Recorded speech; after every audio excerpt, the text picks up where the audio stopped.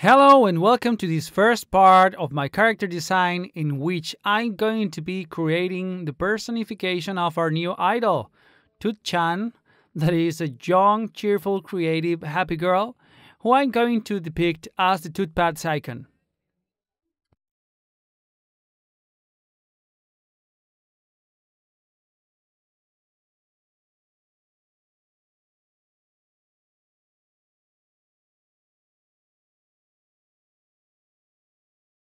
My idea is to draw a young girl with a cheerful personality and a quite happy expressiveness.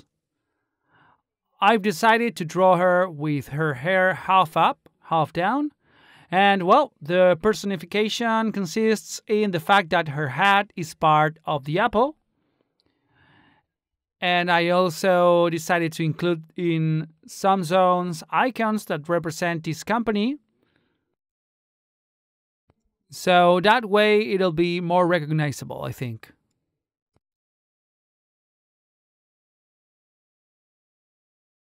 I also wanted to add a couple of things that can represent the fact that Tutpad is one more design platform in relation to learning. That's why I'm interested in depicting her as a student.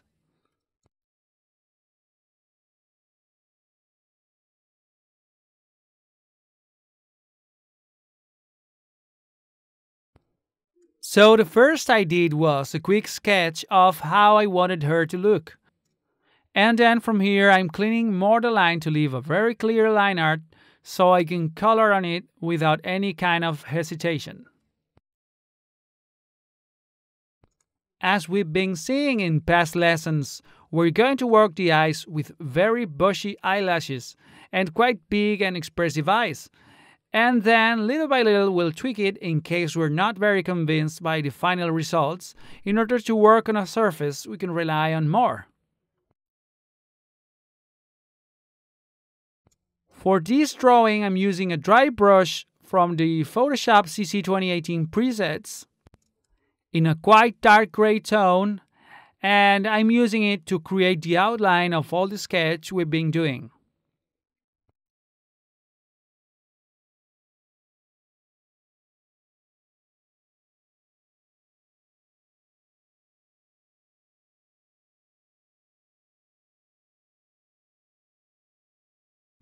So little by little, we're doing these lines.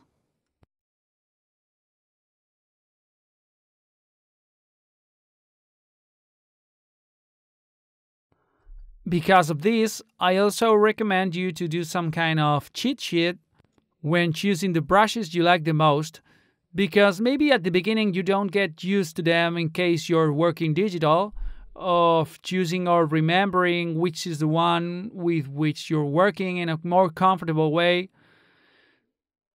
So in case of the traditional way, in order to do a clean line, I recommend technical pens. These are markers with a round tip so it doesn't deform, and it comes in different sizes from 0.8 millimeters to the thinnest that I've seen, which is 0.03 millimeters, and they do a very dark and intense tone.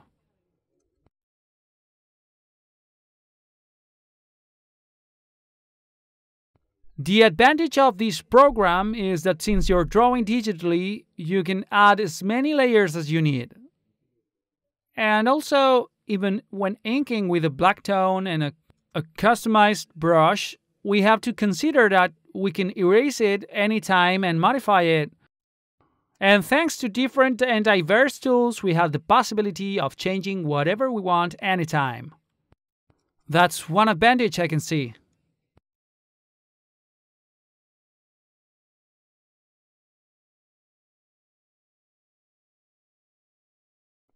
Well, continuing with our illustration, I'm starting to add some detail. I've decided I want to add some kind of object related with Tutpad itself, so I've added a graphics tablet pen. I will add the tablet later, so it's more related to the technology world.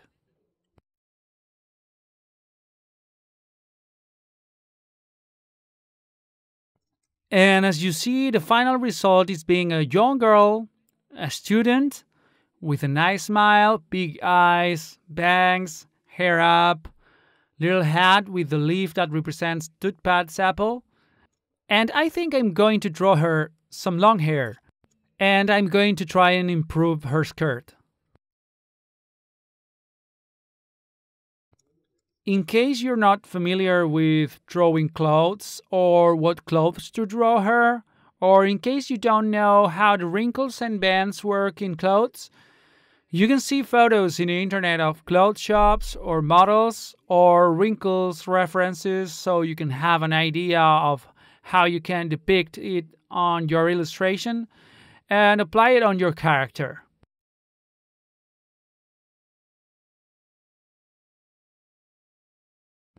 This way I keep erasing what I don't need and adding those clothes, like the shirt. As you can see, I put some wrinkles on it because the shirt itself is not going to be completely flat. She's making a movement in which she's doing a torso rotation, and there's a slight hip inclination which is shrinking the left part of her body. So there's going to be a wrinkle, a band in that zone.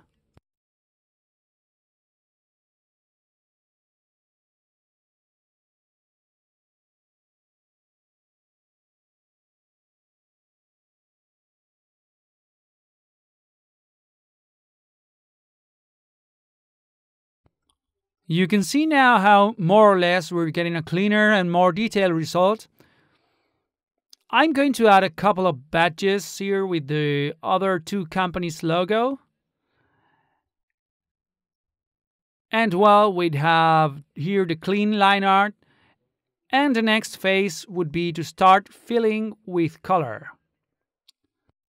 And that would be just to add flat colors to see how we would like to orientate the color palette we want to have. I'm going to direct it depending on the colors of the company's logo. So in this case, Tutpad, besides red and green, there's not much more to choose from. So I'll have to be the one to add some more tones so I don't run short of them. For example, some neutral tones like black or white, and well, it's just about adding them little by little. And depending on the shadows and everything, what we can find, and well, right now I'm modifying a bit the arm because I don't really like the pose. So here we have our final sketch. So I'm going to start with the hair, which will be the same color as the apple. And with the aid of a flat brush, I'm going to fill all of it. And then, bit by bit, I'll erase the excess until we get a clean patch of color.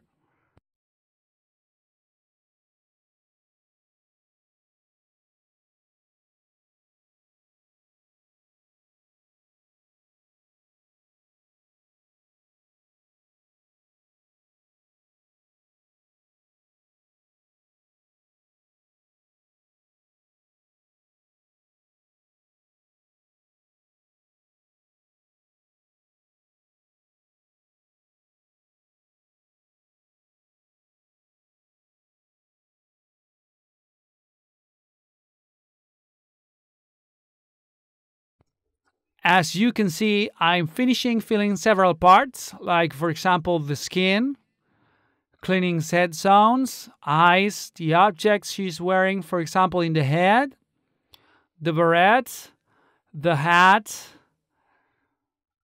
Alright, so here we have our illustration completely flat.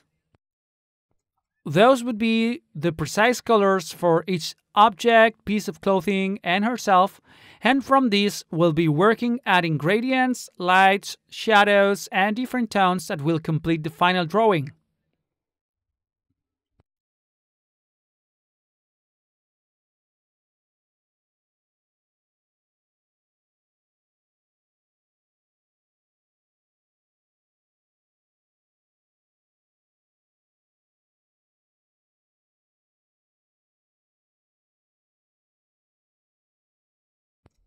As you can see, it's a matter of paying attention and being careful in case we go over the line with the color.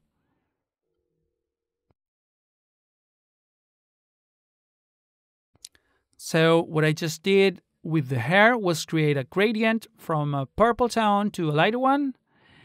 And then from what I was showing you before, I've been getting our colors. And as you can see in certain parts of the hair, what I've done is lighten it by using lighter tones like yellow, some oranges, and we got a result similar to this.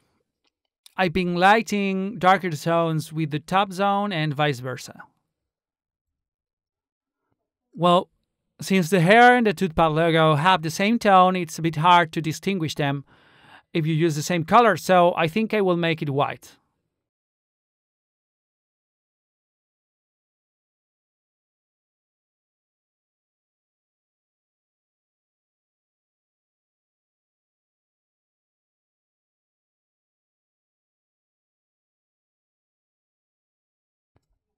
Okay, so what I'm doing now is locking the line art layer.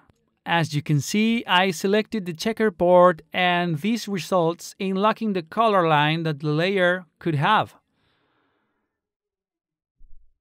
So thanks to that, I can change the black stroke. For example, near the hair zone, I'm painting it with a more reddish tone, darker, a dark red tone instead of being plain black. And now, if you notice, I mainly painted the eyes green, but I'm adding some blue tones because I'm taking the freedom of developing even more the expressiveness and creativeness in order to increase the aesthetic improvements the illustration may have. Like, for example, these pink tone sparkles on the hair, and fuchsia, and darker zones. Well, if you try it and it looks good and you like the results, then nothing should stop you.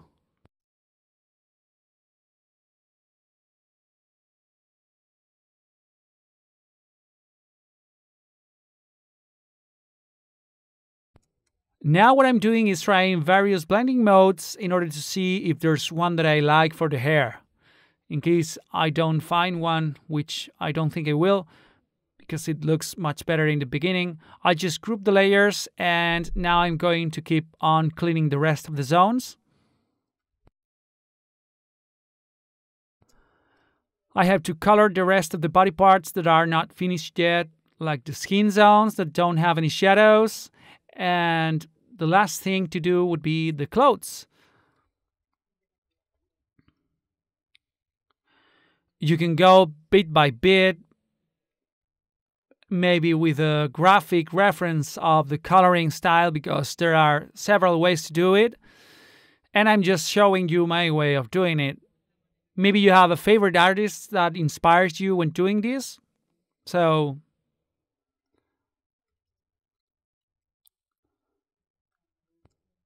also, the coloring and shadowing part depends a lot on each person. So the way you see the most comfortable and easy will be the best fit for you always, until you consider you want to experiment or advance in your coloring skills.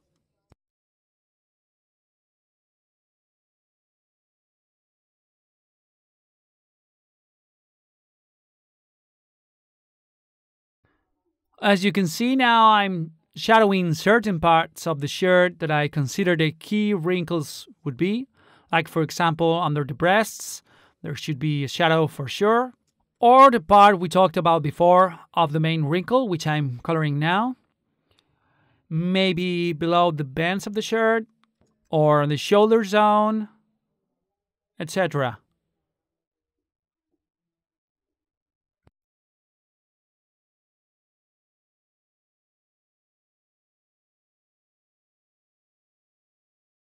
Well, as you can see, this is a matter of lighting. Lightings I usually do are from top to bottom. And, well, in this case, the only thing left would be to finish the skirt, which is a matter of putting some more light zones. And, well, here we would have our protagonist, our manga girl. This would be the creative process of our first character design. I hope you liked all the process. And as you can see, paying attention to detail is very important. And that's pretty much it. I hope you liked it, and see you in the next lesson. Bye bye.